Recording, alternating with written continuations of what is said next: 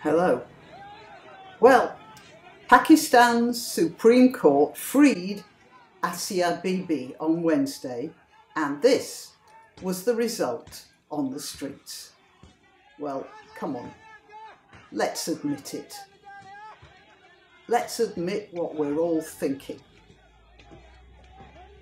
We're all thinking, what a bunch of savages those guys are in Pakistan. I mean, what else is there to think? A real bunch of total barbarians running around, punching their fists in the air, wantonly destroying things, anything, even ordinary cars of perfectly ordinary fellow Muslims. Just destruction, chanting, screaming, tumescent with rage, in a frenzy of pointless, foaming violence. No logic, no coherence, just completely mindless, formless fury. And whipped up by imams educated in Saudi-funded madrasas. You know, Pakistan didn't used to be like this. Before General Zia-ul-Haq opened the gates to fundamentalism in the 1970s, well, look at the difference between two pictures I'm going to show you. This one is of an exam in the engineering department of Lahore University. No, it's not that only women study engineering in Lahore, it's that the women are sitting separately from the men, even in an exam. And look at what they're wearing.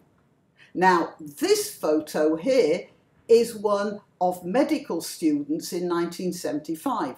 Traditional dress, yes, but nothing like what those poor girls are being forced to wear now. And together with all that wrapping up of women, there is the blasphemy law, which is effectively a license to persecute, exposing every member of all minorities to malicious accusations from any embittered, semi-literate bell end with an axe to grind or a grudge to satisfy.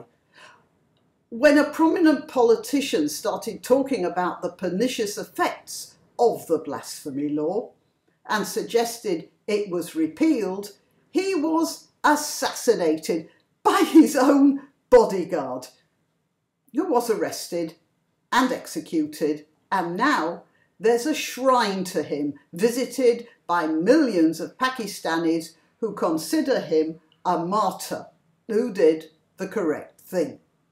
And we sit here in our Western civilizations and look at Pakistan and think, what a bunch of savages.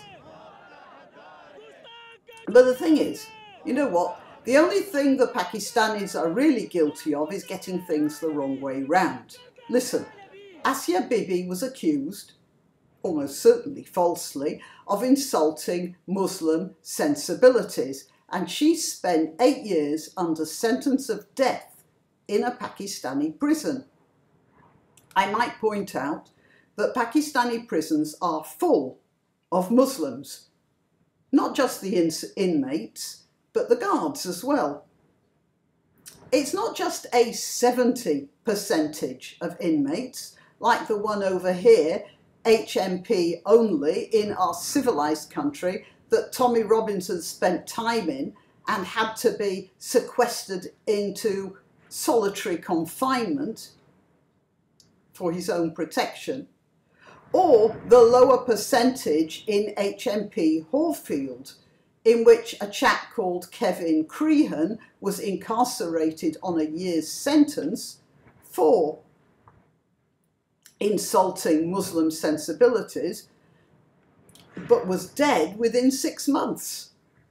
We're all happy that Asia Bibi is free and that she's out of Pakistan, of course, having found sanctuary in some other country with her family, who I hope will now have a much better life than anything they could have expected in Pakistan.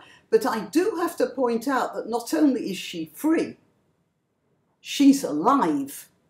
And I'm not talking about the fact that a court revoked her death sentence, her official death sentence. What I'm talking about is the fact that Bibi spent 8 years in a Pakistani jail and she's still alive 8 years later, despite having been accused of offending Muslim sensibilities. Dear people of Pakistan, you have to sharpen up your act a bit and learn from the mother country. When a British man offends Muslim sensibilities in this country, even if it's a tasteless and stupid prank, we send them to jail, but we don't call it blasphemy. We call it antisocial behaviour or something like that. And that stops the international outrage, because who can defend antisocial behaviour? And 6 months later, the guy is as dead as a doornail.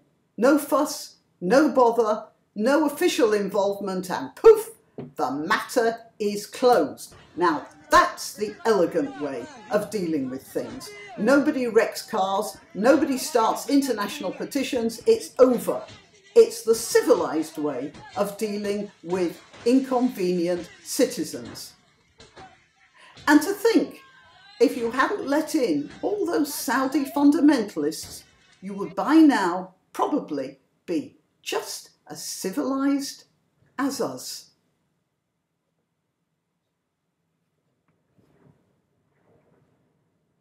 I'm very grateful for financial contributions, but if you don't want to give money, you can still help a lot by sharing this and other videos I've made. Also, remember to check your subscription from time to time, as sometimes subscriptions get erased for one reason or another. Till next time.